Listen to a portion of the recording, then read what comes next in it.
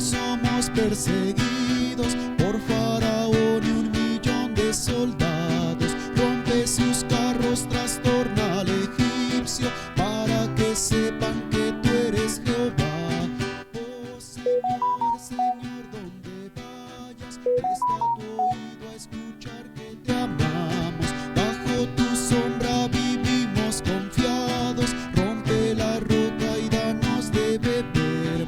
Abre el mar rojo, somos perseguidos por Faraón y 1,000,000 de soldados. Rompe sus carros, trastorna al egipcio, para que sepan que tú eres Jehová.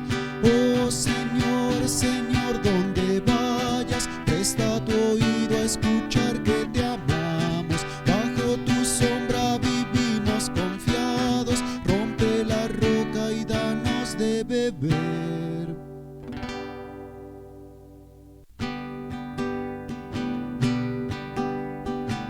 Mi corazón lo instruyo para amarte. Cada mañana así le enseñaré que tú eres digno siempre de alabarte, que no hay espacio en el que tú no estés. Cuando camino yo, quiero caminar a ti. Tengo mis ojos solo para verte, y tuya es mi fuerte voz. Oídos tengo solo al escucharte, palabras dado para hablar verdad. Mis lomos ciñen hoy de tu justicia, y como a un niño enséñame a amar. Mi corazón lo instruyo para amarte, y solo tú me das la solución. No es menester buscarte en todas partes, cuando tú habitas en mi corazón. Cuando respiro yo, para ti quiero vivir. Anhelo tanto estar en tu presencia, que si es que muero, muero para ti. Mi corazón lo instruyo para amarte. Cada mañana así le enseñaré que tú eres digno siempre de alabarte, que no hay espacio en el que tú no estés. Mi corazón lo instruyo para amarte. Cada mañana así le enseñaré que tú eres digno siempre de alabarte, que no hay espacio en el que tú no estés.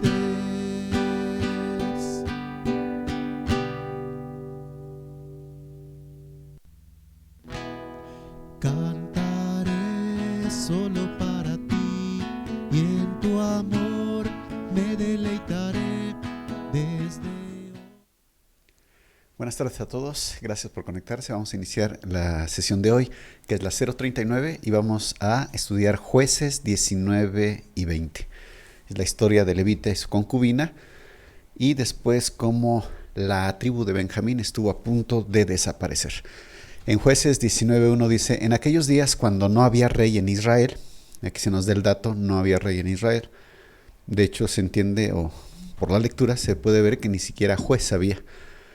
Aquí yo estimo que habían pasado alrededor de 90, 100 años, desde la entrada a la tierra prometida con Josué. Hubo un levita que moraba como forastero en la parte más remota del monte de Efraín. Efraín, la tribu de Efraín, gran parte de ella estaba en las partes altas, eran montes. Y dice, entonces aquí en el mapa tenemos esta parte de morado, que es la región de la tribu de Efraín, y toda esta parte es la parte montañosa. Entonces dice que en las partes más alejadas, por allí, vivía un levita, dice, el cual había tomado para sí mujer concubina de Belén de Judá. O sea, tenía a su esposa y aparte tomó otra mujer. No era propiamente, o sea, no era la principal, su esposa principal. Y en ese tiempo recordamos que pues Dios lo había permitido con Moisés, que un hombre pudiera tomar otra mujer, obviamente soltera, que la tomara por esposa, dice, y su concubina le fue infiel. y se fue de él a la casa de su padre. Entonces, podemos inferir aquí que la mujer le es infiel, él la descubre y tal vez la pelea, la golpea, tal vez ella huye y se va a la casa de su padre. Y pasaron los días, dice, y estuvo allá durante 4 meses. Después él pues la extrañaba y entonces decidió ir a buscarla. Y se levantó su marido y la siguió para hablarle amorosamente y hacerla volver. Y llevaba consigo un criado y un par de asnos, y ella le hizo entrar en la casa de su padre. Entonces la fue a buscar, la extrañaba, la necesitaba, pues se puede decir que se le pasó el coraje, a lo mejor, y no la perdonó. De hecho, bueno, pues no nos dice aquí, no nos da detalles. Tampoco ella regresó a pedirle una oportunidad, sino que simplemente se fue. Y él, pues, en esa necesidad fue a buscarla. Llega ahí a la casa de los padres de la mujer y lo reciben. Y viéndole, el padre de la joven salió a recibirle gozoso. Y le detuvo su suegro, el padre de la joven, y quedó en su casa 3 días, comiendo y bebiendo y alojándose allí. En ese tiempo, pues, los viajes eran largos. La gente no tenía trabajos como ahora, que tuviera que estar sujeto a un horario. Entonces, pues, cuando salían de viaje, regularmente eran 1 o 2 días, 3, como aquí se nos dice, y eso porque también no había transporte para ir y regresar en un mismo día. Al 4.º día, cuando se levantaron de mañana, se levantó también el levita para irse. Y el padre de la joven dijo a su yerno: «Conforta tu corazón con un bocado de pan y después os iréis». Y se sentaron ellos 2 juntos, y comieron y bebieron. Y el padre de la joven dijo al varón: «Yo te ruego que quieras pasar aquí la noche, y se alegrará tu corazón». Esto de alegrar su corazón a veces se refería a que iban a tomar vino y prácticamente se emborrachaban, y entonces iban a estar contentos y alegres. Y la otra es, bueno, simplemente pues iba a estar contento, satisfecho. El caso es de que lo convence, y dice en el versículo 7, y se levantó el varón para irse, pero insistió su suegro y volvió a pasar allí la noche. Ya con esto era el 4.º día, y luego al amanecer el 5.º día, dice, levantándose de mañana para irse, le dijo el padre de la joven: «Conforta ahora tu corazón y guarda hasta que decline el día». Y comieron ambos juntos. Entonces, pues ya hasta que ya empiece el sol a bajar, pues ya si quieres te puedes retirar. Y esto con la intención de que pues ya una vez que llegara el sol ya pasando el cenit, ya inclinándose, pues ya lo convenciera de que bueno, pues ya es noche, ¿cómo te vas a ir? O ya va a oscurecer, ¿cómo te vas a ir? Era la intención del suegro. Y leemos, dice: «Conforta tu corazón y guarda y aguarda hasta que decline el día». Y comieron ambos juntos. Luego se levantó el varón para irse, él y su concubina y su criado. Entonces su suegro, el padre de la joven, le dijo: «He aquí, ya el día declina para anochecer». Entonces la intención era de que otra vez lo convenciera: «Te ruego que pases aquí la noche». Pues el señor, el padre de la mujer, pues estaba contento. De alguna manera, pues lo estimaba. Y además, pues sabía que al irse su hija, pues pasarían muchos días, incluso años, que tal vez no la viera. Entonces, pues quería aprovechar también la estancia de su hija. Y por eso hacía este tipo de táctica para que pudieran quedarse más días. «Duerme aquí», le dice, «para que se alegre tu corazón, y mañana os levantaréis temprano a vuestro camino y te irás a tu casa». Ciertamente le convenía más salir temprano que de noche, obviamente. Pero ya el hombre ya habían pasado 4 días enteros, ya estaban en el 5.º, y entonces ya no quiso quedarse más. Mas el hombre no quiso pasar la noche allí, sino que se levantó y se fue, y llegó hasta enfrente de Jebús, que es Jerusalén. Esa ciudad, Jebús, que era de los jebuseos, por eso su nombre, y que después fue llamada Jerusalén. Ahí en las fronteras de Judá y de Benjamín, como aquí se muestra en el mapa. De hecho, aquí en el mapa Jerusalén la ubican en la región de Benjamín. Entonces, ciertamente estaba en la región de Benjamín. Ahí era una ciudad, un territorio de los jebuseos que le pertenecía a conquistar los de Benjamín, pero no lo hicieron. Entonces, ya cuando después David sube contra Jebús y la domina, ya forma parte de la tribu de Judá. Y llegó hasta enfrente de Jebús, que es Jerusalén, con su par de asnos ensillados y su concubina. Par de asnos ensillados, bueno, pues obviamente no son sillas como en las que nos sentamos, sino son este tipo de artefacto. También se les llama silletas, que es especies de palos así cruzados para poner en el lomo del burro y que tenga unos salientes arriba para poder atorar costales, sus odres, cualquier otra cosa, colgarla de allí, como se muestra en la figura. Lleva 2 asnos, donde lleva sus enseres, sus cosas, etcétera. Y dice que, y estando ya juntos en Jebús, estando ya junto a Jebús, el día había declinado mucho, ya estaba ya ocultándose el sol, y dijo el criado a su señor: ven ahora y vamos a esta ciudad de los jebuseos para que pasemos en ella la noche. Entonces el criado le da este consejo al hombre, al levita. Y su señor le respondió: no iremos a ninguna ciudad de extranjeros, o sea, de los jebuseos, que no sea de los hijos de Israel, sino que pasaremos hasta Gabá, que era de los hijos de Benjamín, y dijo a su criado: ven, sigamos hasta uno de esos lugares para pasar la noche en Gabá o en Ramá. Gabá y Ramá, ciudades de Benjamín que estaban relativamente juntas, como aquí se muestra en el mapa. Gabá está por aquí, Ramá está un poquito más arriba, Ramá ahí más o menos a la misma altura de Silo, por ahí estaba Ramá. Entonces este hombre pues tenía la intención: vámonos hasta Gabá. Jerusalén se encuentra aquí donde tengo el puntero, y pues todavía, aquí arriba, salieron de Belén en la parte de abajo y luego pasaron junto a Jebús, que está aquí, el punto más grande, y de allí no quiso pasar la noche, sino que quiso seguir hasta Gabá.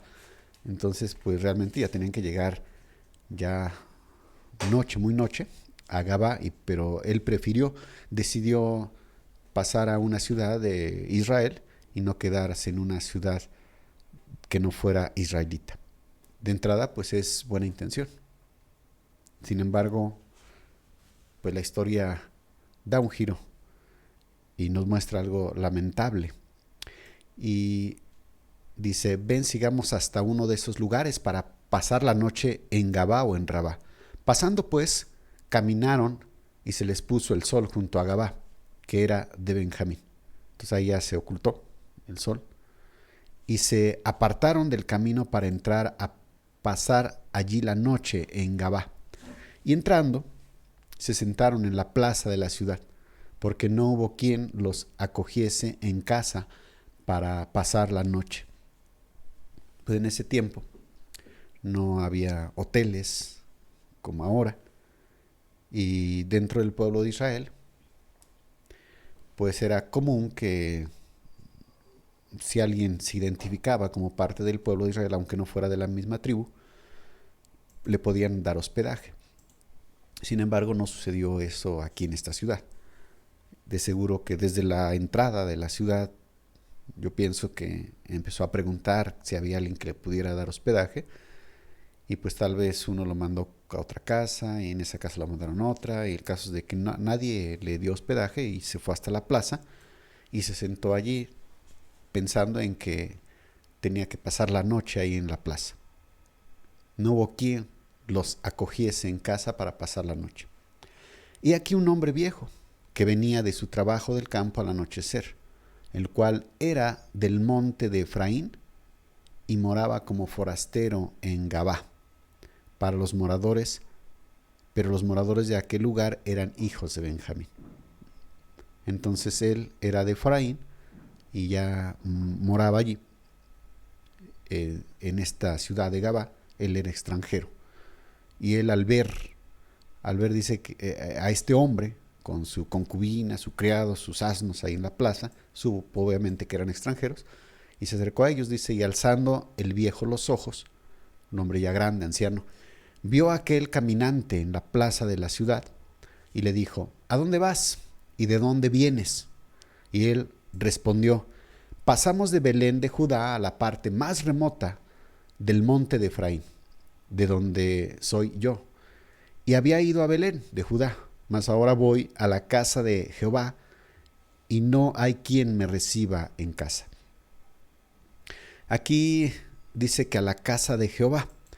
Bueno, esto no precisamente que fuera al tabernáculo, sino que pues tenía que pasar por allí. De seguro que Silo, donde estaba el tabernáculo, como aquí se muestra en el mapa, Silo, estaba en el camino que él tenía que seguir, o al menos cerca del camino por donde él tenía que pasar para llegar a las partes más remotas del monte de Efraín.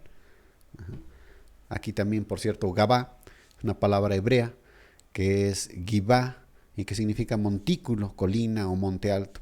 Estamos hablando de que toda esta parte era montañosa y particularmente esta ciudad de Gabá se entiende que estaba en una colina, por eso su nombre.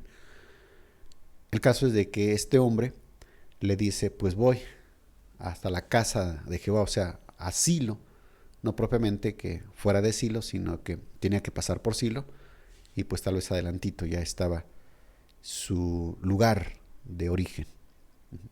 Y dice, y él respondió, pero ya lo leí, él le respondió que van a la casa de Jehová y no hay quien me reciba en casa. Y luego en el versículo 19 dice, nosotros tenemos paja y forraje para nuestros asnos, y también tenemos pan y vino para mí y para tu sierva, y para el criado que está con tu siervo. No nos hace falta nada. Esto pues era un punto importante, porque tal vez algunas personas pudieran no abrir las puertas de su casa, no recibir a alguien que aunque fuera del mismo pueblo, por el pretexto de que pues, no tenían que darle.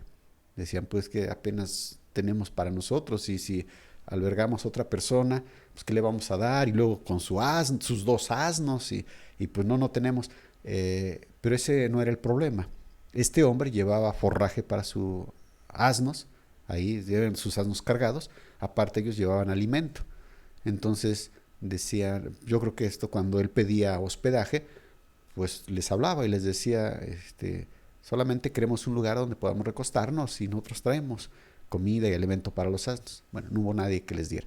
Ya aquí hablamos de un pueblo pues ya duro, un pueblo que no tenía misericordia del extranjero, que no podía abrir las puertas de su casa para hospedar a alguien que iba de paso. Y dice, y el hombre anciano dijo, paz sea contigo, tu necesidad toda quede solamente a mi cargo, con tal que no pases la noche en la plaza. Este anciano se ve insistente. De alguna manera, pues, sí ve la necesidad de este hombre, pero aparte, por la forma en cómo se lo dice, realmente él muestra que él sabe que ellos corren peligro al quedarse allí en la plaza, entonces les ofrece su casa. Y dice, y los trajo a su casa, y dio de comer a sus asnos, y se lavaron los pies, y comieron y bebieron. Entonces, pues ya nos imaginamos aquí una recepción grata. Le dio de comer a sus asnos, supongo que hasta este hombre les dio del forraje de sus animales para los burros que llevaba el levita, y les dio de comer, les preparó, les lavó los pies, lo cual era algo, pues una costumbre que guardaban los judíos, de lavarle los pies a aquellos que entraban a sus casas. Comieron y bebieron. Entonces, pues, ya entrada la noche, ya tal vez ya preparándose para dormir, ellos pensaron que ya las cosas estaban muy tranquilas. Sin embargo, en el versículo 22 dice, pero cuando estaban gozosos, ya habían tomado vino, estaban contentos, aquí, que los hombres de aquella ciudad, hombres perversos, rodearon la casa, golpeando la puerta, y hablaron al anciano, dueño de la casa, diciendo: saca ahora el hombre que ha entrado en tu casa para que lo conozcamos. Rodearon, dice, los hombres de aquella ciudad. Aquí no nos dice precisamente que todos los hombres, como en el caso de Sodoma y Gomorra, en Sodoma, donde dice que todos los hombres, del más pequeño hasta el más grande, aquí dice que los hombres de aquella ciudad. Pero si pudiéramos decir que un grupo grande de personas, de hombres, particularmente hombres, rodearon la casa de este anciano. ¿Y qué es lo que decían? Saca al hombre que ha entrado a tu casa para que lo conozcamos. No que quisieran verle el rostro y que lo quisieran saludar, no. Esta palabra conozcamos en la Biblia se refiere a un acto sexual. O sea, en otras palabras, querían abusar de este hombre sexualmente. Vemos aquí entonces que los habitantes de esta ciudad estaban corrompidos. Tenían un alto grado de corrupción en el área sexual. Y salió a ellos, dice el dueño de la casa, y les dijo: no, hermanos míos, os ruego que no cometáis este mal, ya que este hombre ha entrado en mi casa. No hagáis esta maldad. Si bien es cierto que ya la prostitución, por ejemplo, de que una mujer dé su cuerpo al servicio sexual, pues eso ya es algo grave, pues todavía peor cuando se da el homosexualismo ya a estos niveles. Entonces, así como en Sodoma, también en este caso, los hombres se habían desviado, corrompiendo su sexualidad, y cuando veían una persona, un hombre particularmente, como en este caso, ellos intentaban ya en grupo, no era una persona aislada, no, sino que ya era en grupo, que querían saciar su perversión sexual. Entonces ya la población, Gabá, pues estaba corrompida. Y dice: no hagáis tal maldad, he aquí mi hija virgen y la concubina de él. Yo os las sacaré ahora, humilladlas y haced con ellas como os parezca, y no hagáis a este hombre cosa tan infame. Vemos aquí un paralelismo. Un extranjero que llega a la casa de un hombre,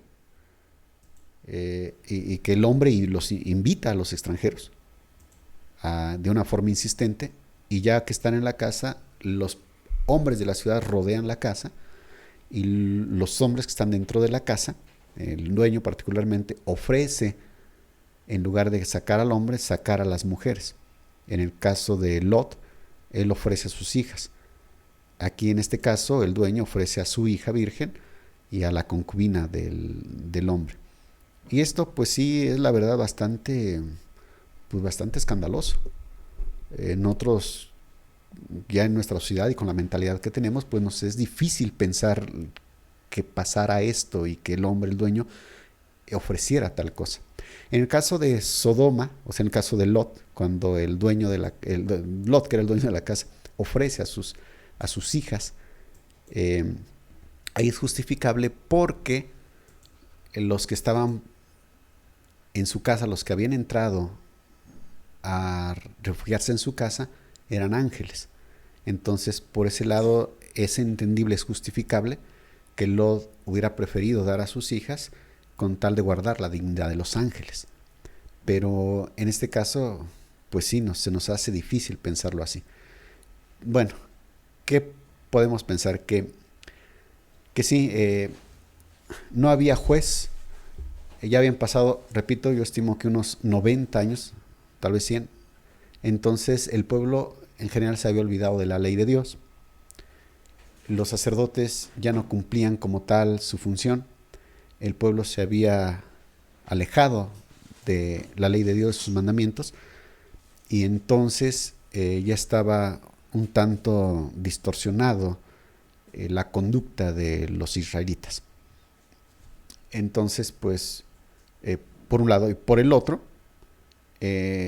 sí para ellos era bastante degradante, al menos para este hombre, para este hombre extranjero que no era de Gabá, sí era bastante perturbador que un hombre tuviera relación con otro hombre y que de alguna manera prefería mejor que se fuera de una forma más natural que mejor con su hija virgen y con la concubina. Entonces, repito, no estoy justificando la acción de este hombre, del anciano, pero pues yo creo que a su conciencia pues le pareció un hecho menos grave. Entonces, pues es lo que pasó, es lo que él hizo. Y bueno, pues los hombres, y bueno, aquí dice, y no hagáis a este hombre cosa tan infame, tan sucia, tan asquerosa. Y por eso él mejor ofreció a su hija virgen y a la concubina. Dice más, aquellos hombres no le quisieron oír, por lo que tomando aquel hombre a su concubina, la sacó. Ya aquí solamente menciona que los hombres agarraron a la concubina. No sabemos si la muchacha se escondió, se huyó del anciano, o simplemente los hombres no lo tomaron, no quisieron tomar a la muchacha. El caso es de que la concubina sí, la tomaron, la agarraron y se la llevaron y empezaron a abusar de ella. Aquel hombre, por lo que tomando aquel hombre a su concubina, la sacó y entraron a ella y abusaron de ella toda aquella noche hasta la mañana y la dejaron cuando apuntaba el alba. Esto, la verdad, es algo bastante perturbador, porque ya te imaginas ahí como una jauría de animales, de perros, sobre una mujer, abusando de ella de esta forma. Es algo, la verdad, bastante desolador. Y no era en el pueblo de los filisteos o en el caso del pueblo de Gomorra, sino que era dentro del pueblo de Israel. Y esto es lo que pues sí escandaliza a cualquiera que lee esta historia. Pero fíjense, alguien pudiera decir, oye, pero esto en la Biblia pues es una historia, o sea, es lo que pasó. Y por eso hay uno que lo pudiera ver así, pues entonces la Biblia es un libro cualquiera, y un libro sucio. No, al contrario. Al contrario. Si esta historia viene aquí en la Biblia, nos habla de que la Biblia es un libro, pues, veraz, un libro, por decirlo así, sincero, en otras palabras, de que nos muestra las cosas tal cual son y que efectivamente el pueblo de Dios puede corromperse y hacer cosas tan degradantes como lo que vemos aquí, si es que se aparta de Dios. Entonces, repito, no había rey en Israel, no había ni juez, incluso se puede entender. El pueblo se había apartado de la ley de Dios, y estando el pueblo aparte de la ley de Dios, no tomándolo en cuenta, bueno, pues puede corromperse a tal grado de cometer actos viles como lo que estamos leyendo. Entonces, pues la Biblia nos muestra tal cual, o sea, la Biblia no es un cuento, no es como las películas donde el protagonista no solamente es un hombre ejemplar, una persona ejemplar, la que siempre hace todo bueno, la que es víctima de todo, o sea, los demás son malos, él, y además de que pues le hacen lo que le hacen y pasa lo que pasa y sigue vivo y no se muere. O sea, en la Biblia los protagonistas simplemente nos los muestran así en la realidad. Sí, hacen cosas buenas, pero también pueden hacer cosas malas y la Biblia nos los muestra. Un ejemplo también muy claro es, por ejemplo, el pecado de Moisés cuando fue incrédulo. Por ejemplo, Pedro también cuando negó a su Señor. También David cuando cometió adulterio y mató a su amigo. O sea, la Biblia es así. Nos muestra historias y personajes verdaderos, reales, y con sus virtudes y con sus defectos. Y por eso pues es creíble, ¿no? Entonces aquí es una historia que nos está contando. Y la razón pues es de que el pueblo estaba alejado de Dios. Se habían apartado y se habían corrompido. Y esto pues a la vez nos da temor. Nos da temor porque nosotros, pues, con todo y que tenemos el Evangelio y el Espíritu Santo incluso, con todo, nosotros somos seres humanos. Y como lo he dicho, de hecho apenas el domingo predicaba acerca del Espíritu Santo y les decía, el Espíritu Santo no nos obliga, aunque es una fuerza que Dios nos da, un ser poderoso, porque es Dios, o sea, Dios mismo, que tiene poder y que ese poder está para ayudarnos a vencer el pecado, vencer el mal y llevarnos a obedecer a Dios. Con todo eso no nos obliga, porque entonces estaría quitando de nosotros el libre albedrío, nos estaría quitando nuestra propia voluntad, y no es el plan de Dios. El plan de Dios es ayudarnos, pero no privarnos de nuestra libertad. Entonces por eso es de que el hombre, o sea, los cristianos que estamos acá, con todo y que tengamos el Espíritu Santo de compañía, pero tenemos ese potencial de pecar y tenemos ese potencial de corrompernos, ya sea individualmente o colectivamente. Entonces por eso, incluso en la actualidad, puede haber congregaciones que se desvíen totalmente y empiezan ahí a tolerar el pecado, empiezan a ser complacientes con el mundo, con el pecado, y se pueden desviar totalmente. De una congregación se puede desviar. Entonces debemos nosotros guardarnos otra vez.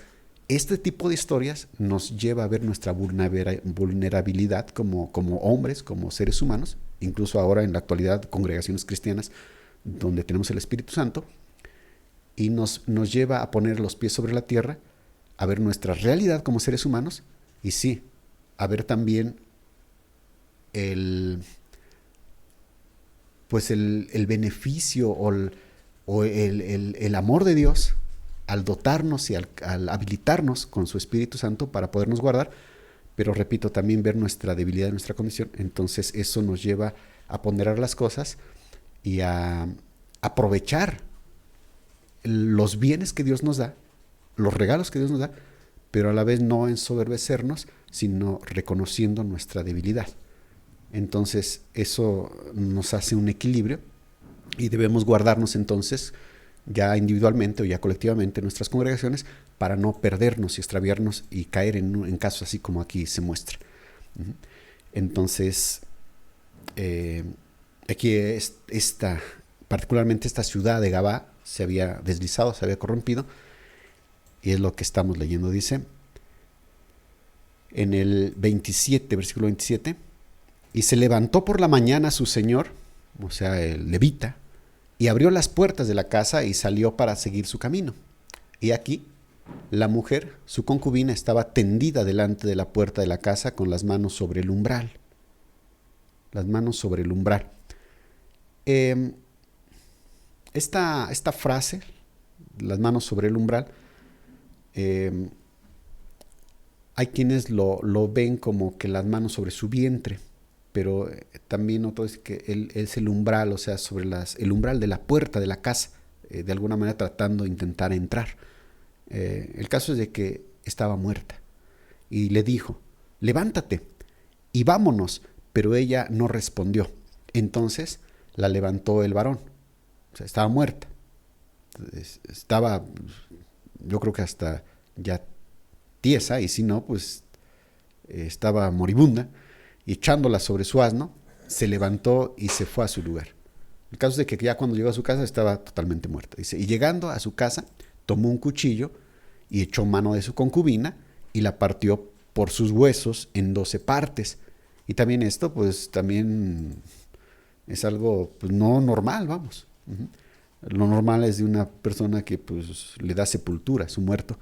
Pero pues no, agarra el cuchillo y empieza a partirla, cortarla en 12 partes, con una intención obviamente, dice, y la envió por todo el territorio de Israel, y todo el que veía aquello decía, jamás se ha hecho ni visto tal cosa desde el tiempo en que los hijos de Israel subieron de la tierra de Egipto hasta hoy.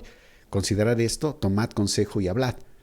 Entonces él tenía un propósito de mandar estas partes del cuerpo de su concubina, mandarlas por todo el territorio de Israel. Tenía siervos, obviamente, había gente también que lo apoyaba, y pues pasaba, ya me imagino ahí en los pueblos ahí anunciando, vean las atrocidades que ha cometido la tribu de Benjamín, la ciudad de Gabá, y entonces la gente salía y otros se comunicaban, etcétera, y entonces pues ahí veían y obviamente preguntaban y les contaban la historia, lo que había pasado. Entonces se hizo un alboroto y la gente empezó a alborotarse, y entonces no faltó de que alguien empezara a decir, pues vamos y tenemos que acabar con este mal que ha surgido en el pueblo, esta perversión, tenemos que ir en contra de ellos. Entonces se empezaron a juntar, todo el pueblo se empezó a juntar. Y dice en el versículo 1 del capítulo 20, entonces salieron todos los hijos de Israel y se reunió la congregación como un solo hombre, desde Dan hasta Berseba, y la tierra de Galad a Jehová en Mizpa.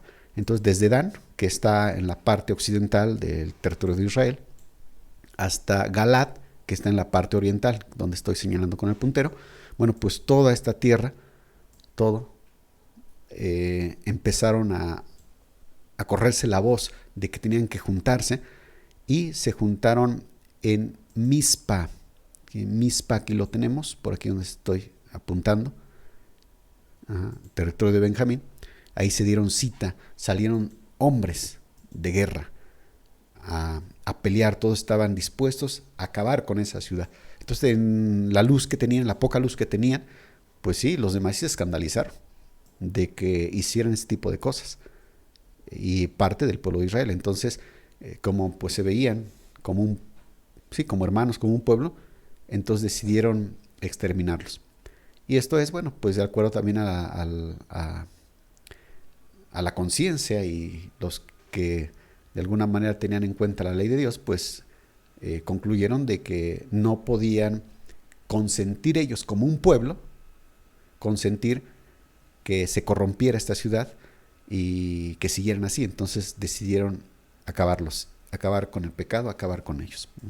Ya se estaban poniendo de acuerdo, se reunieron bastante gente y decidieron entonces ir en contra de esta ciudad, Gabá, y destruirlos. Dice, y los jefes destruir a los hombres que hicieron esta maldad, o sea, de entrada, a los hombres. No sé cuántos eran, pero sí eran un puño de hombres de esa ciudad, y decidieron, vamos a acabarlos, vamos a matarlos.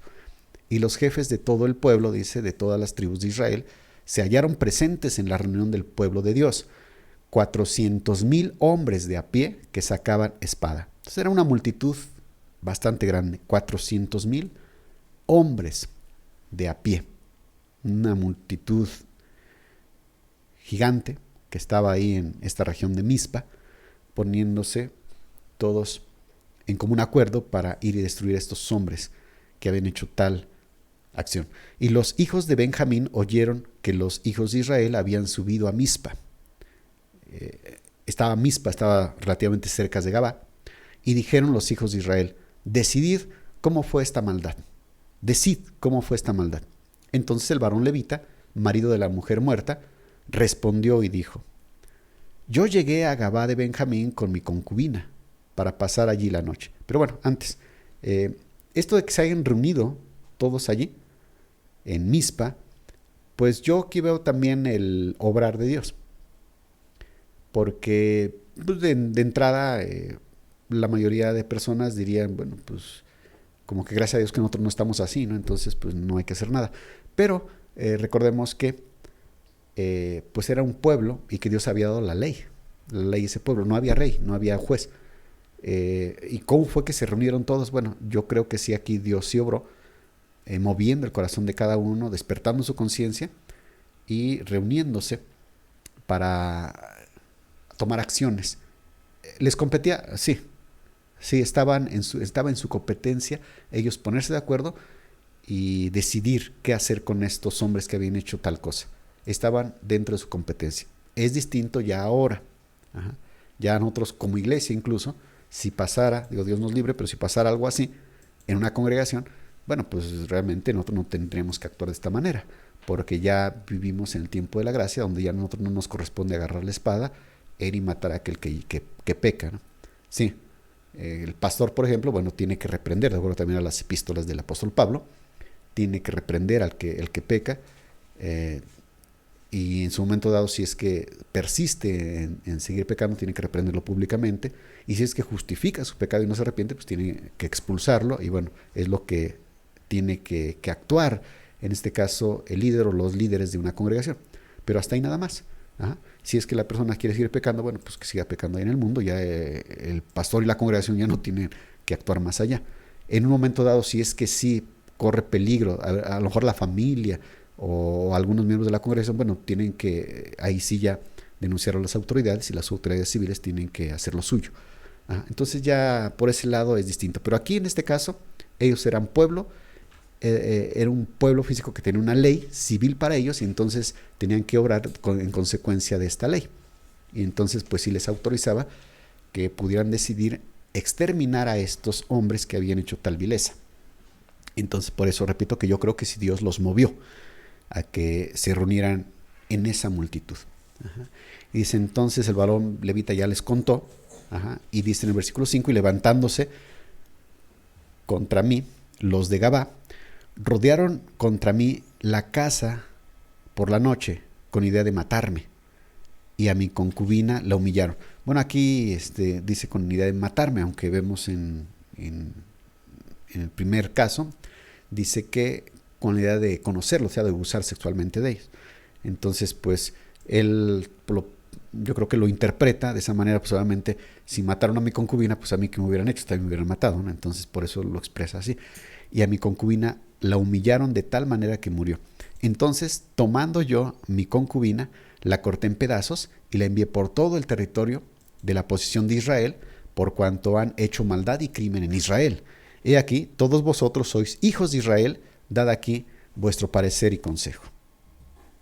Entonces todo el pueblo, como un solo hombre, se levantó. Repito, aquí yo creo que fue Dios el que le estaba impulsando a que se unieran en tal unidad, de manera que fueran contra de estos perversos. Y dijeron, ninguno de nosotros irá a su tienda, ni volverá ninguno de nosotros a su casa. Mas esto es ahora lo que haremos a Gabá. Contra ella subiremos por sorteo. Tomaremos 10 hombres de cada 100 por todas las tribus de Israel, y 100 de cada 1000, y 1000 de cada 10,000, que lleven víveres para el pueblo, para que yendo a Gabá de Benjamín, le hagan conforme a toda la abominación que ha cometido en Israel. Entonces, de acuerdo a la ley que Dios les había dado, bueno, pues sí, el pecado tenía que erradicarse, dando muerte a las personas que pecaban en ciertos pecados. Entonces, por eso repito, estaban, se puede decir que dentro de lo que Dios permitía, y por eso repito, yo creo que Dios movió los corazones de estas personas. Entonces escogieron el 10% de todo ese montón de hombres de guerra para que llevaran víveres, y de ahí también unos iban a pelear primero. Y dice, se juntaron todos los hombres de Israel contra la ciudad, ligados como un solo hombre. Y las tribus de Israel enviaron varones por toda la tribu de Benjamín, diciendo, ¿qué maldad es esta que ha sido hecha entre vosotros? Anunciaron a toda la tribu de Benjamín. Entregad pues ahora a aquellos hombres perversos que están en Gabá. Observen que considero que fue lo correcto.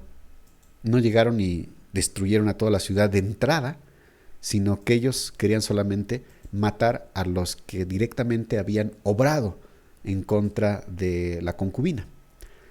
Entonces, entréguenos a estos hombres que hicieron tal vileza, y los demás en paz. O sea, no queremos destruirlos a ustedes.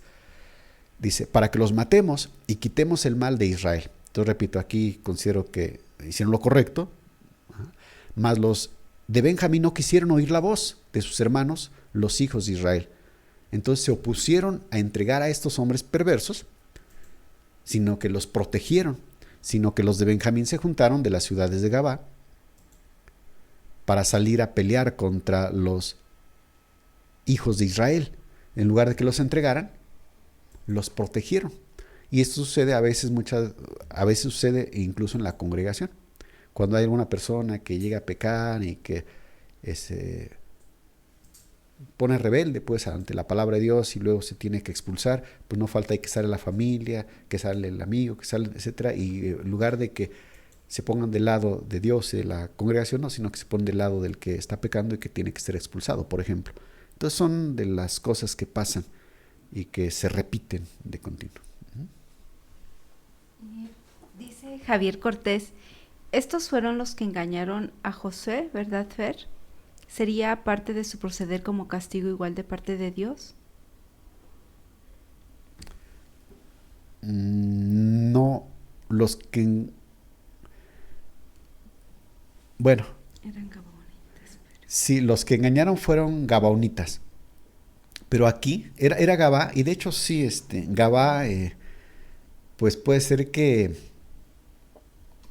su nombre se desprenda de Gabaón. Sin embargo, por lo que dice acá, eran israelitas. Tal vez hasta pudieran estar mezclados, pero de entrada pues sí había gente israelita, de sangre israelita. Entonces, pues de alguna manera eran israelitas, aunque sí permeados ahí por los gabonitas y la gente extranjera, de manera que sí se habían corrompido. Ajá. Pero de entrada sí no se puede decir que eran totalmente gabonitas, sino que eran israelitas, o sea, se consideraban como israelitas. Y dice, no los quisieron entregar, dice, sino que se juntaron con los de Gabá y pelearon contra Israel. Y fueron contados, dice, en aquel tiempo los hijos de Benjamín, de las ciudades, 26,000 hombres que sacaban espada, ¿no?, de la tribu de Benjamín, que estaban apoyando a los de Gabá, sin los que moraban en Gabá, que fueron por cuenta 600 hombres escogidos. Entonces, por todos, de Gabá 600, más el resto de la tribu de Benjamín, contaban alrededor de 26,600 hombres escogidos. De toda aquella gente, había 700 hombres escogidos, que eran zurdos, todos los cuales tiraban una piedra con la onda a un cabello y no erraban. Entonces aquí vemos gente bastante pues capaz, bastante preparada en cuanto a esto, con una onda, tiraba una piedra, dice, yo entiendo, una distancia considerable, de manera que daban en el blanco incluso a un cabello. Entonces, pues, sí eran personas bastante adiestradas en el lanzamiento de la piedra con ondas, de manera que pues tenían ventaja por allí. Y zurdos, eran zurdos, entonces pues tenían la ventaja de que a lo mejor no esperaban pues una acción el enemigo, y entonces ellos podían sorprenderle. Okay. Entonces, pues da esta nota para indicarnos la ventaja que tenían sobre los israelitas. Eran gente preparada en este caso. Dice, y fueron contados los varones de Israel, fuera de Benjamín, 400,000 hombres que sacaban espada, todos estos hombres de guerra. Fueron contados los varones de Israel, fuera de Benjamín, 400,000 hombres. Si vemos acá, comparamos los números, bueno, pues los de Israel superaban en número bastante. 400,000 contra 26,600. Entonces, pues de manera natural, se esperaba que vencieran los israelitas y que los de Benjamín fueran derrotados inmediatamente. Sin embargo, no fue así. Seguimos leyendo, dice, luego se levantaron los hijos de Israel y subieron a la casa de Dios, el tabernáculo que estaba en Silo, y consultaron a Dios. Aquí observen que dentro de todo este proceder del pueblo de Israel, que repito, pues sí se habían alejado de las leyes de Dios, bueno, en este caso, cuando ellos deciden ir en contra de los benjamitas, particularmente de la ciudad de Gabá, quieren consultar a Dios. Esto es un punto a su favor, es una buena actitud que tienen, diciendo, ¿quién subirá de nosotros el primero a la guerra contra los hijos de Benjamín? Observen que aquí no les dicen, vamos a subir a la guerra o no, sino que dan por hecho que es parte de la voluntad de Dios, lo cual, repito, sí era lícito que ellos actuaran de esa forma. Solamente le dicen quién va a subir primero, y Jehová respondió. Entonces esto nos confirma de que efectivamente Dios no estaba en contra de que fueran a la guerra. Dios mismo, Él respalda que ellos peleen contra sus hermanos. Y aquí esto otra vez, algunos los pudieran escandalizar. porque de hecho por eso algunos no están en contra de Dios y a Dios lo ven como un Dios cruel, tirano, que manda a matar mujeres y niños y que aquí él manda a pelearse entre hermanos. Fíjense. Y Jehová respondió: Judá será el primero. Entonces Dios responde y manda a pelear a los hijos de Israel con la tribu de Benjamín. Y bueno, les da la indicación: Judá será el primero. Esto también lo hemos visto en otra parte y esto es uno de los argumentos que se usa para que en los cultos que hacemos, en los servicios que hacemos nosotros, pues empecemos con la alabanza, que precisamente Judá significa eso, alabanza. Entonces dicen, bueno, pues es bueno empezar primero con la alabanza antes de una predicación, etc. Se levantaron pues los hijos de Israel por la mañana contra Gabá, y salieron los hijos de Israel a combatir contra Benjamín, y los varones de Israel ordenaron la batalla contra ellos junto a Gabá. Entonces pues ya se imaginará ahí, unos salen de Mizpa, otros salen de Gabá, y allí frente a Gabá se establece pues la guerra. Dice: saliendo entonces de Gabá los hijos de Benjamín, derribaron por tierra aquel día 22,000 hombres de los hijos de Israel. Y no se nos menciona que haya bajas en los hijos de Benjamín. De hecho, al parecer no hubo. Fue una victoria total de los benjamitas sobre los hijos de Israel. 22,000. Bueno, leerlo es fácil, pero imagínense, 22,000 hombres de guerra. Fue una derrota total. Pero nos llama la atención que Dios fue el que respondió. O sea, Dios estaba respaldando la guerra, estaba contestándoles diciendo quién suba primero, pero perdieron. Entonces esto sí pone así como en un dilema, y obviamente pues ante los críticos es una razón de desprecio a la Biblia y de decir que se contradice. Pero bueno, ahorita explico. Dice: mas reanimándose el pueblo, los varones de Israel volvieron a ordenar la batalla en el mismo lugar donde la habían ordenado el primer día. Porque los hijos de Israel subieron y lloraron delante de Jehová hasta la noche. Entonces perdieron contra Benjamín, murieron 22,000, regresaron, subieron a Silo y allí lloraron delante de Jehová.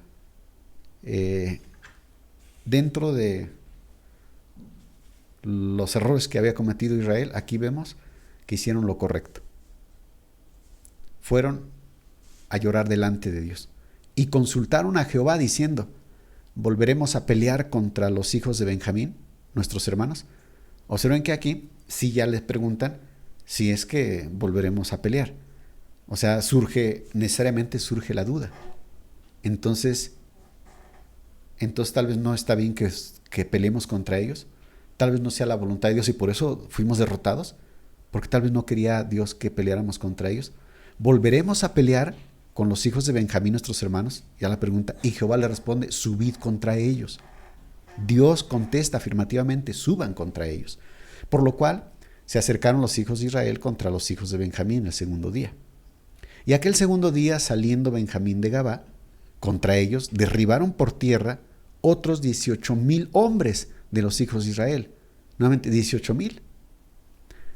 En la Ciudad de México el terremoto, algunos dicen que fueron como 10,000.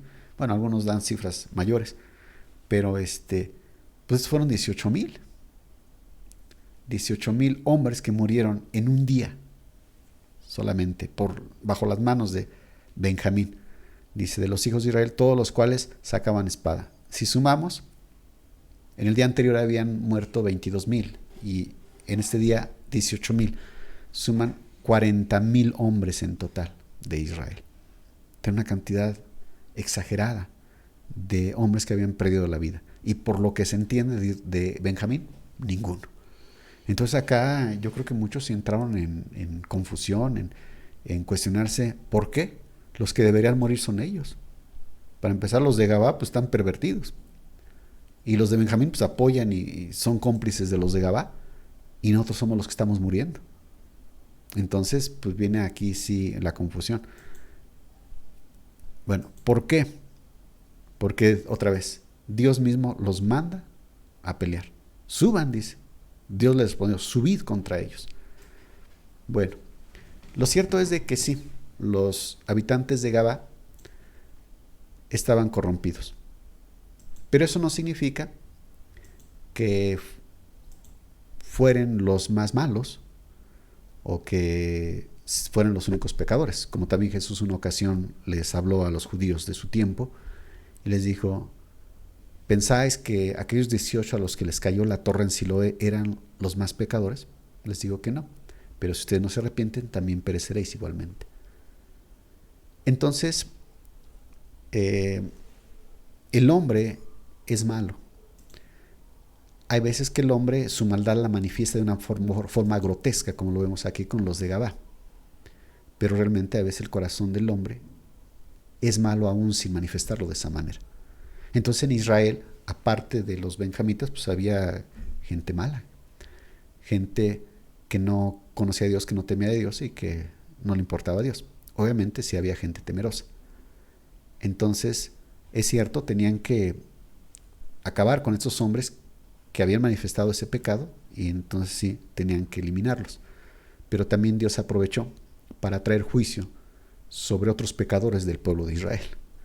Entonces, Dios pudo haber usado una epidemia o por ejemplo un virus como el SARS-CoV-2 y pudo haberlos matado y que hubieran muerto 40,000. Pero Dios lo quiso hacer por medio de la guerra, como en este caso. Dios quiso traer juicio sobre el pueblo y que cayeran este número de personas, de manera que otros pudieran entrar en temor. Y aquí sí vemos entonces una reacción adecuada del pueblo de Israel, cuando vio que había habido este número de bajas, 22,000 y 18,000, 40,000 hombres en total.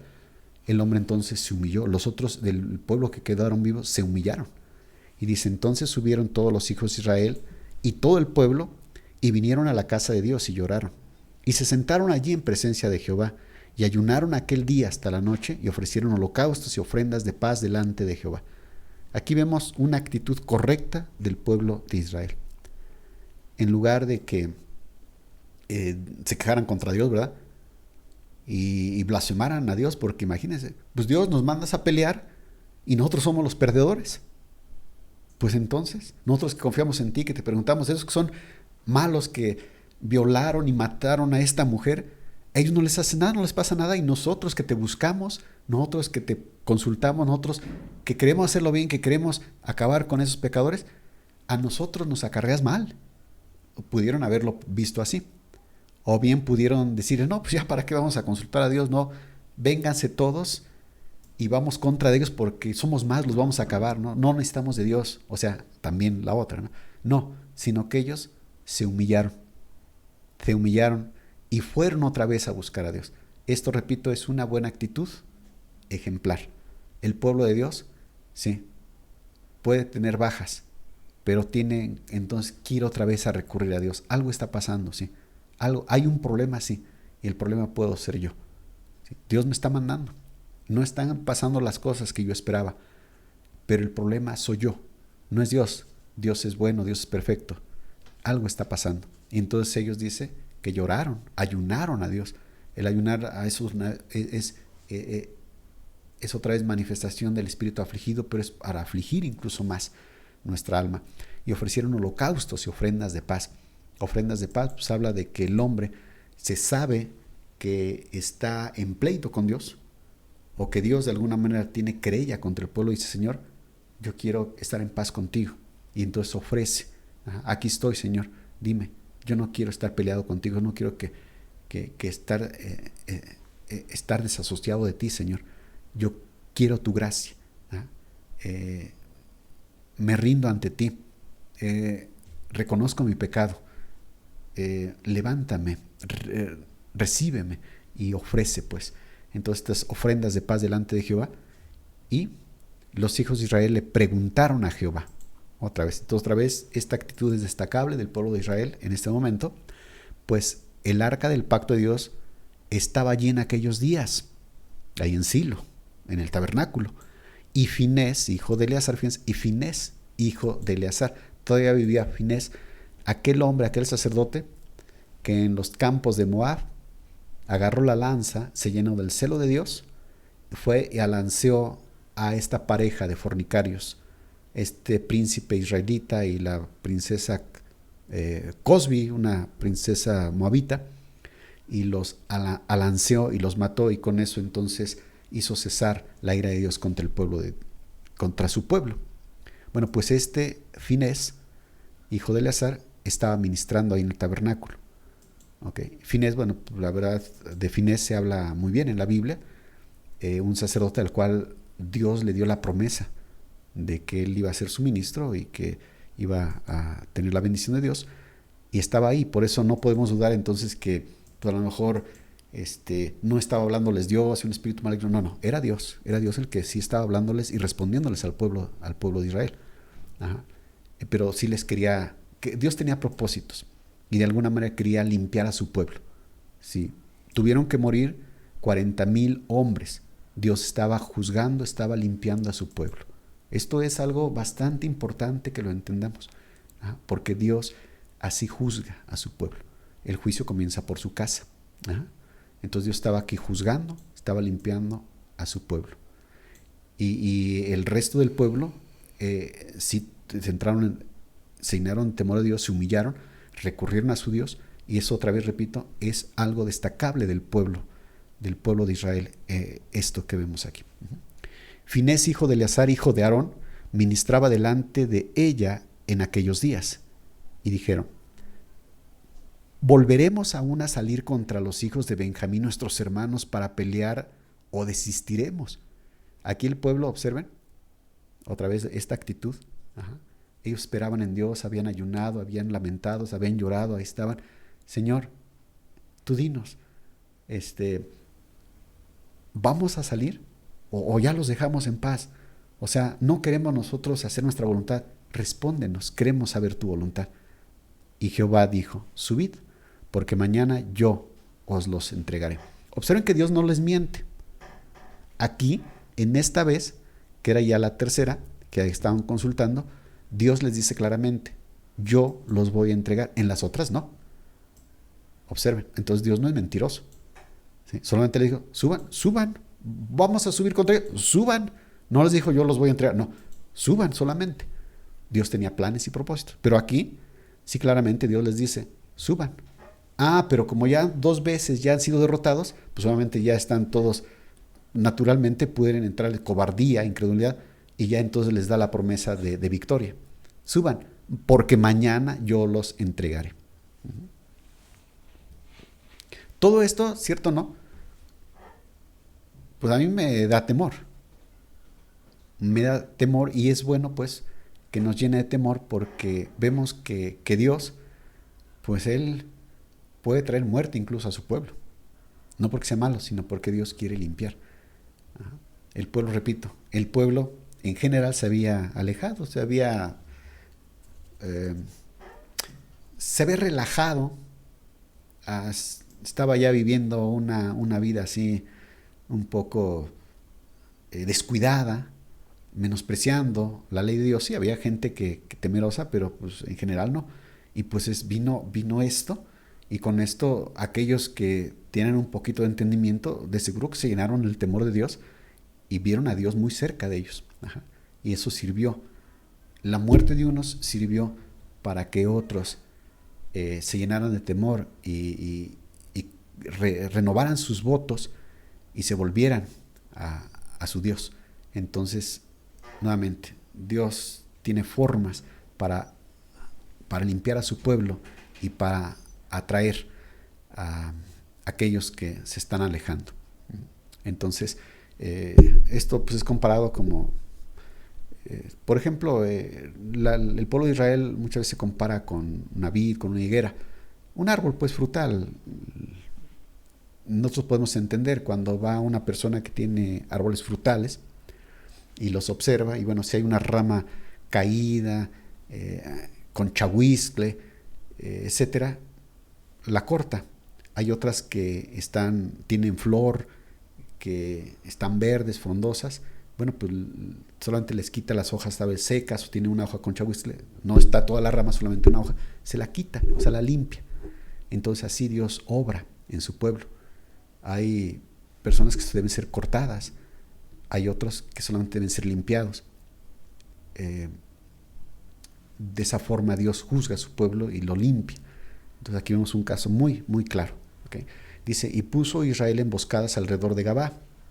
Subiendo entonces los hijos de Israel contra los hijos de Benjamín al tercer día, ordenaron la batalla delante de Gabá como las otras veces. Pero ya tenían la promesa de Dios, los israelitas.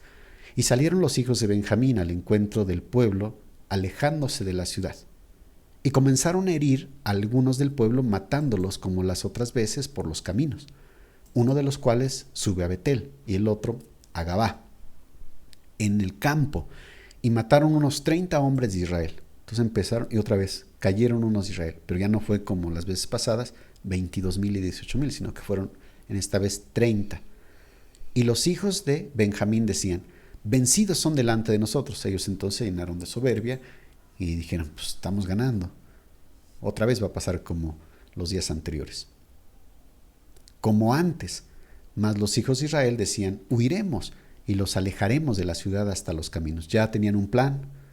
Entonces escondieron hombres ahí cerca de la ciudad, otros pelearon para que en la guerra los hicieran huir, y entonces los de las emboscadas se levantaran y entraron a la ciudad.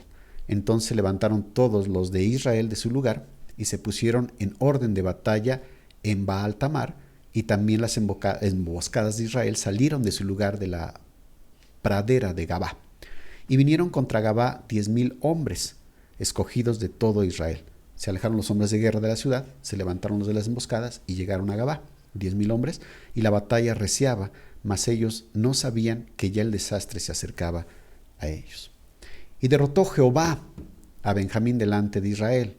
Nuevamente aquí pues se nos dice, sí, no era por el número que superaba a los benjamitas que vencieron los de Israel a los benjamitas, no, sino que fue porque Dios decidió entregarlos. Porque en los días anteriores no, o sea, Dios no había decidido entregarlos, y entonces ganaron los de Benjamín. Entonces, otra vez, Dios tiene control de todo, dice, y mataron los hijos de Israel aquel día a 25,100 hombres de Benjamín, todos los cuales sacaban espada. Es el total de los que mataron en ese día, los de Israel. Recordamos que eran 26,600, dice que mataron 25,100 hombres de Benjamín, hombres de guerra. Entonces, pues, por ahí había unos 1,500 que por ahí seguían vivos, pues. Dice, y vieron los hijos de Benjamín que eran derrotados, y los hijos de Israel se dieron campo a Benjamín, porque estaban confiados en las emboscadas que habían puesto detrás de Gabá. Y los hombres de las emboscadas acometieron prontamente a Gabá, y avanzaron y hirieron a filo de espada a toda la ciudad. Y era la señal concertada entre los hombres de Israel y las emboscadas, que hiciesen subir una gran humareda de la ciudad. Luego, pues, que los de Israel retrocedieron en la batalla, los de Benjamín comenzaron a herir y matar a la gente de Israel como 30 hombres. Y ya decían, ciertamente ellos han caído delante de nosotros, como en la primera batalla. Mas cuando la columna de humo comenzó a subir de la ciudad, los de Benjamín miraron hacia atrás, y aquí que el humo de la ciudad subía al cielo. Entonces ya estaba el plan, se alejaban los de Israel, los seguían los de Benjamín, pensando que tenían la victoria. Sí, murieron 30 hombres, pero entraron las emboscadas, llegaron a la ciudad, la incendiaron y mataron a todos, mujeres, niños y cualquier ancianos, pues, que estaban ahí. Mataron a todos, lo que se entiende. Destruyeron, y entonces cuando subió el humo era la señal de que ya habían entrado los de las emboscadas, y entonces ahora sí se regresa a Israel para hacerles frente total a los benjamitas. Entonces se volvieron los hombres de Israel, y los de Benjamín se llenaron de temor, porque vieron que el desastre había venido sobre ellos. Volvieron, por tanto, la espada delante de Israel hacia el camino del desierto. Pero la batalla los alcanzó. Ya aquí corrieron, los israelitas los persiguieron y empezaron a matarlos de lleno, y los que salían de las ciudades los destruían en medio de ellos. Así cercaron a los de Benjamín y los acosaron y hallaron desde Menúa hasta enfrente de Gabá, hacia donde nace el sol. Entonces, por un lado, los de Israel ya los iban persiguiendo, y luego salen los que quemaron la ciudad y ya los estaban acorralando. Entonces, pues algunos iban muriendo, pero otros tuvieron que darse a la fuga y se fueron entonces de manera lateral, porque estaban luchando, se puede decir que de norte a sur. Entonces se fueron y se escaparon hacia el desierto, a Rimón, como aquí se muestra en el mapa. Dice, y cayeron de Benjamín 18,000 hombres, todos ellos hombres de guerra. Volviéndose luego, en la persecución esta murieron 18,000 hombres. Ahí se puede decir que los acorralaron, los mataron, pero otros huyeron. Volviéndose luego, huyeron hacia el desierto, a la peña de Rimón, y de ellos fueron abatidos 5,000 hombres en los caminos. Otros los que iban huyendo, los de Israel los alcanzaron y mataron a 5,000 hombres antes de que llegaran a su guarida, a las peñas de Rimón. Mataron en los caminos a 5,000 hombres y fueron perseguidos hasta Gidón, y mataron de ellos, ya en Gidón, mataron a 2,000 hombres. Entonces, pues sumando, aquí fueron 25,000 hombres. Ajá. Fueron todos los que de Benjamín murieron aquel día, 25,000 hombres que sacaban espada, todos ellos hombres de guerra. Pero se volvieron y huyeron al desierto, a la peña de Rimón, 600 hombres. Entonces aquí, haciendo cuentas, bueno, pues observen, al inicio, bueno, aquí me equivoqué, es 26,600 hombres, aquí puse 700, me equivoqué, 26,600 hombres de guerra de Benjamín. Murieron primero 18,000, ahí, como que los encerraron, y luego 5,000 ya en la primera persecución, y 2,000 en Gidón. Entonces por todos suman 25,000, y 600 refugiados, entonces son 25,600. Entonces por ahí pues hay 1,000 hombres que no se sabe dónde quedaron. Bueno, al inicio se nos dice que mataron a 25,100. ¿Ok? Se nos da ese dato, que mataron 25,100, pero sumando estos datos, estos números que nos da después, solamente suman 25,000. Pero, repito, al inicio dice que son 25,100. Entonces, yo infiero que 100 sí los mataron los de Israel, pero no entran aquí en estos. Los que cayeron luchando, los que huyeron y los mataron en el camino, y los que mataron en Gidón. Sino que estos sí los mataron de Israel, pero no están en estos. Entonces, yo pienso que 100 hombres, al ver la guerra, o al empezar la guerra, entraron a la ciudad, o huyeron a las demás ciudades. Ahora sí que en números pequeños o de manera individual huyeron y se metieron a las ciudades de Benjamín, y ahí se quedaron. Y otros, que serían 900 hombres, ellos pudieron haber muerto por los mismos, entre ellos mismos se mataron, o se desbarrancaron, se desnucaron, cosas así, de manera que no los mataron directamente los israelitas, pero sí murieron. Ajá. Entonces, digo esto porque siempre los críticos de la Biblia siempre encuentran este tipo de inexactitudes, pero bueno, siempre hay una explicación, pues. Uh-huh. Entonces, el caso es de que después se nos dice: pero se volvieron y huyeron al desierto, a la peña de Rimón, 600 hombres. Esos son los únicos que quedaron vivos en la tierra de Rimón, en la peña de Rimón, los cuales estuvieron en la peña de Rimón 4 meses. Y los hombres de Israel volvieron sobre los hijos de Benjamín. Ya que estos habían huido, se refugiaron, pues se puede decir que los dejaron ahí. Regresaron los hijos de los hombres de guerra de Israel, y entonces dice, y los hirieron a filo de espada hacia los hombres de cada ciudad, como a las bestias, y todo lo que fue hallado totalmente mujeres, niños, pusieron fuego a todas las ciudades que hallaban, no solamente a Gabá, sino que a todas las ciudades que pertenecían a la tribu de Benjamín. Entonces acabaron prácticamente con toda la tribu de Benjamín. Por eso repito, estos hombres, 100 hombres, que también mataron los de Israel, pero que no entran en estos números que acabo de señalar, pues se fueron, huyeron a esas ciudades y también los mataron los israelitas. Pues ahí se mezclaron entre los que estaban ahí y también murieron, todos. Ajá.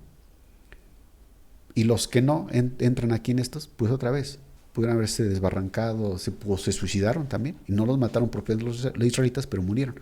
Los únicos que quedaron vivos de todos los benjamitas fueron 600. No quedó más, solamente 600 que estaban refugiados en la peña de Rimón. Ellos sí quedaron vivos. Y luego, pues aquí viene otra historia, porque pues estuvo a punto de desaparecer la tribu de Benjamín. Pero eso es otra historia. Entonces, para la próxima, vamos a ver qué es lo que pasó.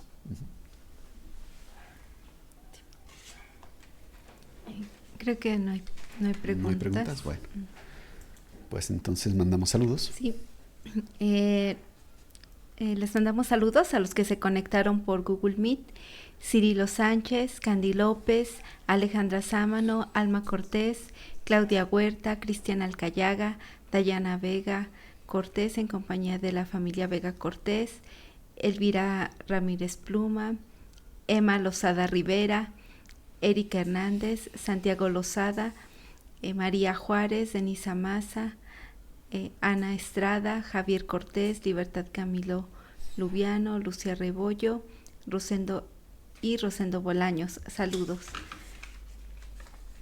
Por YouTube, Dulce Zaragoza, Evelia Vázquez, María Juárez, Kira Macedo, Diana Alcántara, Ney Esteban, David Sosa, Lady Barba, Petra Maza, Javier Cortés, Pedro Matamoros, Rosendo Bolaños, Anita Matamoros, Melissa Rodríguez, Julio César Alcántara, Julio Alcántara, Irene Bernabé, Beatriz Mejía en compañía de la familia Lozada Mejía, Juana Moreno Campos, Esmirna Alcántara, Ita Saraí Franco, que manda saludos desde Hidalgo, Abel Beltrán García,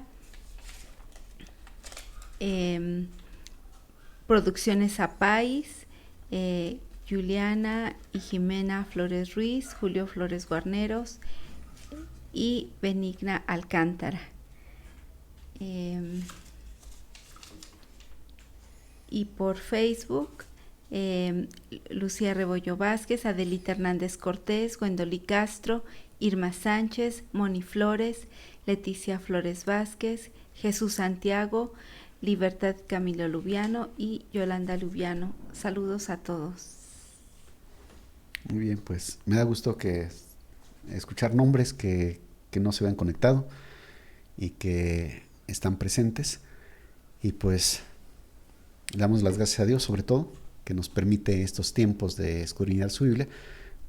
Como ustedes ven, bueno, pues es una lectura, pero a la vez también pues estamos destacando el proceder de Dios, cómo Dios obra y cómo Dios también juzga a su pueblo. Aquí podemos ver muy claramente el juicio de Dios sobre su pueblo, y no es nada nuevo, sino que el apóstol Pedro, él lo dice, porque el juicio de Dios comienza por su casa. Entonces un ejemplo aquí claro de cómo Dios juzga a su pueblo. Para limpiarlo. Sí, hay algunos que tienen que perderse o tienen que morir para que aquellos que quedan vivos puedan reaccionar, corregirse y volverse a su Dios. Bueno, pues así es como Dios obra, que Dios nos llene de su temor santo, porque el temor de Dios nos guarda de extraviarnos y de perdernos. Sí, también saludos a Ricardo Cruz, que está conectado en Facebook, y a Santiago y Evita Lozada. Saludos. Muy bien, pues saludos a todos, Dios les bendiga, y nos estamos viendo para la próxima. Dios les bendiga a todos, si Dios permite, claro.